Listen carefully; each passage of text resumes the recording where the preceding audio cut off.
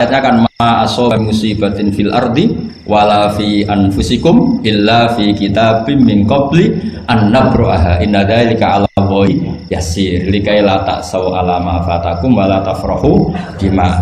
Jadi apa yang mengenai kamu di bumi maupun ada pada diri kamu, anggap saja itu, yakini saja sebagai qada qadar, supaya kamu tidak putus asa apa yang sudah terlewatkan dan tidak bangga dengan apa yang kamu sudah.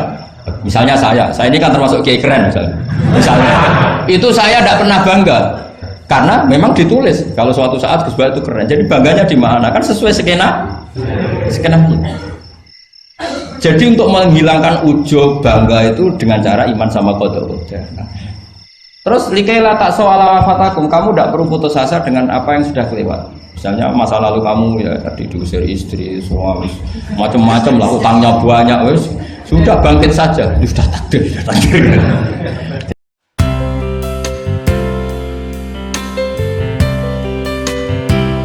Jadi ngaji itu harus kafah itu artinya komplit. Jadi Nabi dalam banyak hal yang momennya tepat ya menganalisis dengan qada qadar, tapi dalam banyak hal juga melarang orang membicarakan qada qadar. Jadi misalnya gini, kamu kadung ditakdir pernah punya dosa dan kamu ingin tobat, maka dosa yang masa lalu anggap saja qada qadar. Terus keinginan tobat itu anggap aturan syariat. Jangan lalu setelah qada qadar kamu tidak berkeinginan tobat.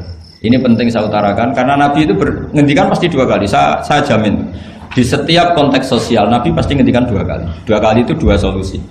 Nabi pernah menghentikan idza dzikiral qadar fa'amsiku wa idza dzikru ashabi fa'amsiku. Jika umatku telah menjustifikasi qada dan qadar fa'amsiku, kamu jangan ikut-ikut. Karena nanti akan yang zina enggak apa-apa, saya sudah qada qadar, yang maling ya enggak apa-apa karena sudah qada. Wah bahaya, bisa hancur syariat kalau seperti itu. Tapi ada banyak hal yang Nabi mengisnadkan itu ke qada qadar. Kayak cerita Nabi Musa dan Nabi Adam. Ada kan di hadis Sahih itu jelas. Ini dengerin, ini betul di hadis Sahih. Nabi Musa itu saking Israelnya, memang beliau orang apa? Pertama, semua Nabi kan pasti ngalami diangkat ke alam roh. Nabi loh ya, tidak sampean Nabi. Sama tidak usah ambisi begitu, Nabi ini. Ketika beliau diangkat di alam roh itu ketemu Nabi Adam. Padahal Nabi Adam kan Abul Basar, tokoh utama ada. Pertama ketemu langsung ngomong gini, anta Adam, kamu betul yang namanya Adam? Ya saya Adam. Antal ladzi akhrajtan nasa minal jannati wa asqaitahum. Siapa hadisnya? Antal ladzi akhrajtan nasa minal jannati wa asqaitahum. Gara-gara kamu orang enggak hidup di surga.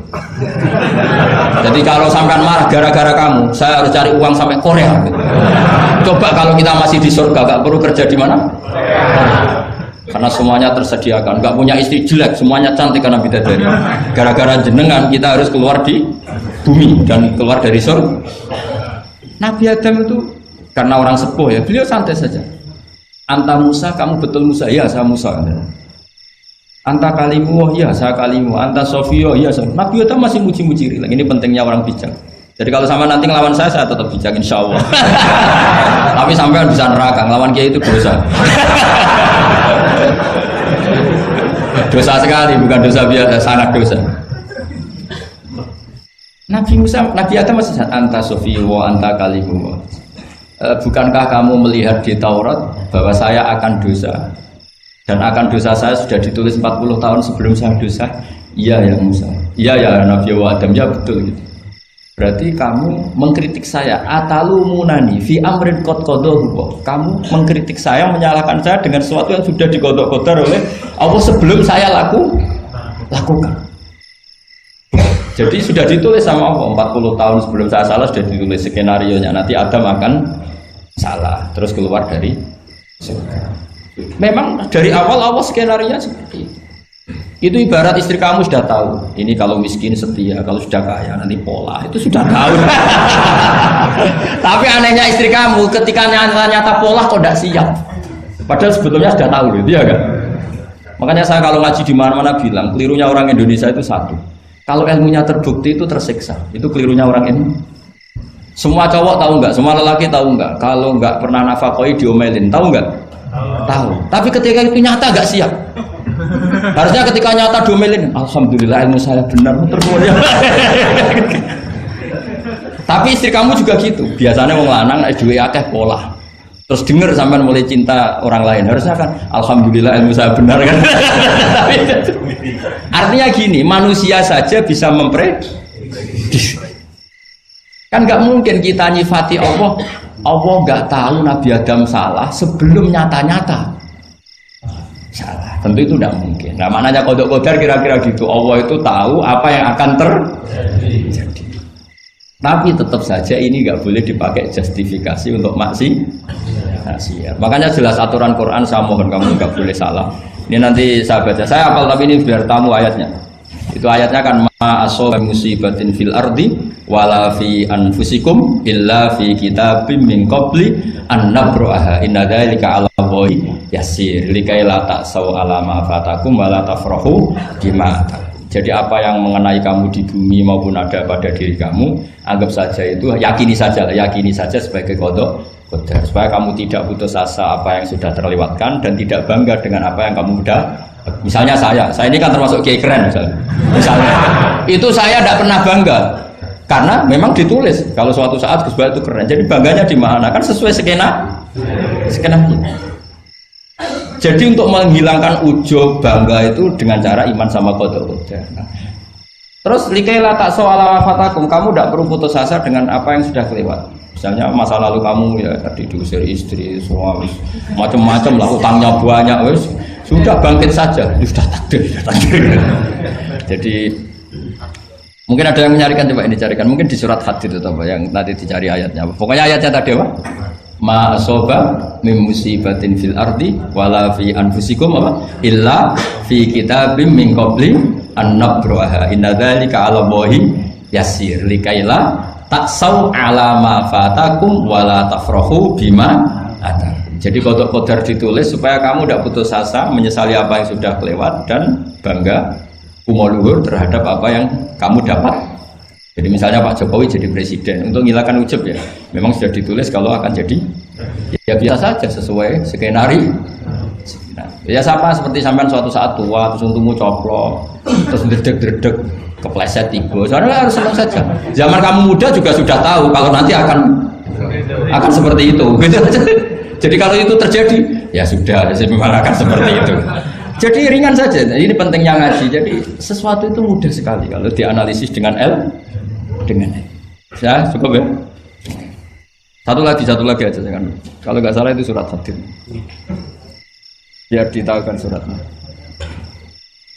Diumumkan siapa? Surat apa? Hadid itu. Hadid 22. Hadid 22 ya. Hadid 22. Berdiri aja nggak apa-apa.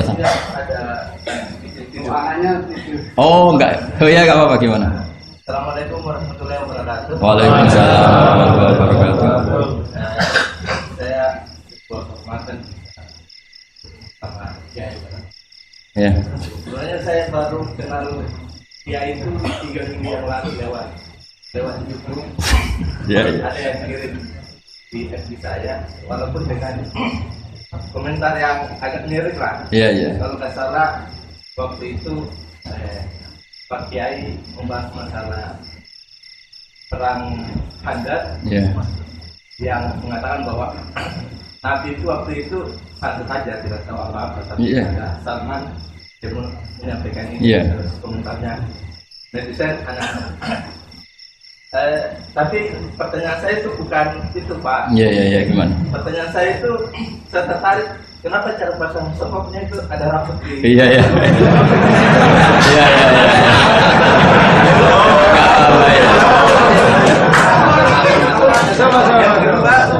Yang kedua, ini sebenarnya hal umum. Saya bukan ahli Al-Quran, tapi ada ayat yang mengatakan bahwa sampaikanlah dari aku meskipun satu ayat itu enggak. Walaupun itu cuma satu ayat. Dari aku balihu anni walau ayat. Yang itu menurut saya menjadi dengan dunia medsos saat ini, orang yang betul-betul mungkin bukan cuma sekedar satu ayat, cuma satu kata, itu di broadcast yang mungkin memacu perdebatan. Makanya ini begini, namanya siapa? Sulaiman. Begini aja, ini saya jawab. Tapi ini ringan. Sama relax saja santai. Jadi memang tradisi ulama sama masyarakat itu beda. Jadi kalau Nabi dikatakan tidak tahu dalam konteks tertentu itu malah madh. Madh itu memuji. Karena tadi syaratnya Nabi harus ummi. Ummi itu kan keibu-ibuan. Jadi kalau Nabi tahu itu nanti seakan-akan dia itu dikawal oleh ilmunya. Padahal Nabi itu dikawal oleh nubuah. Ini bedanya Nabi sama ndak. Jadi Nabi di Quran itu biasa ada kata makun tatadri mal kitabu walal iman. Terjemahnya kan kamu tidak tahu. Kanjeng Nabi biasa didhawuhi Allah makun tatadri mal kitabu walal iman. Kamu itu tidak tahu apa itu kitab. Tapi itu sifat madh. Sifat apa? Madh. Madh itu memuji. Kenapa itu jadi pujian? Karena Nabi kalau sudah tahu urusan sesuatu nanti jadi ilmu tandingan menandingi wahyu.